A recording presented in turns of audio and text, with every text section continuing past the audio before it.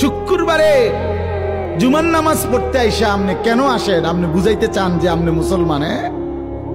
সারা সপ্তাহ এক ওয়াক্ত নামাজ পড়েন না, শুক্রবারে আপনি বুঝাইতে আইসেন মসজিদে আপনি মুসলমান। কিত্তেন আইসেন? আপনি মুসলমান বুঝানোর জন্য শুক্রবারে আসার তো দরকার না। আপনার না ভোটার আইডি কার্ড আছে তো, আর কি?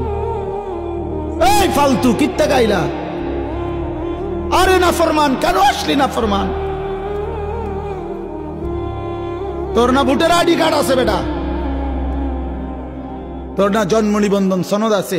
আমরা জানি তো তুমি মুসলমান, সারছে তো জানি বেটা। এটা কিত্তা বুঝাইতে আইছো তুমি? আমরা জানি তুমি মুসলমান। তোমার ইমানদারের মুসলমানদের কবরস্থানে দাফন দেবো, সমস্যা নাই। শুক্রবারে আইয়া বুঝাইবার দরকার নেই। আর যদি কেউ বলেন না হুজুর আমি